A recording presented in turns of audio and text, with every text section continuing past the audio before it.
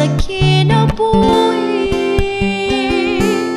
ug ako nagadol sa imo nga presensya, pinagi sa Espiritu nga kanako magamando. Tudloy ako, O Dios, sa tanang panahon, giyahi ako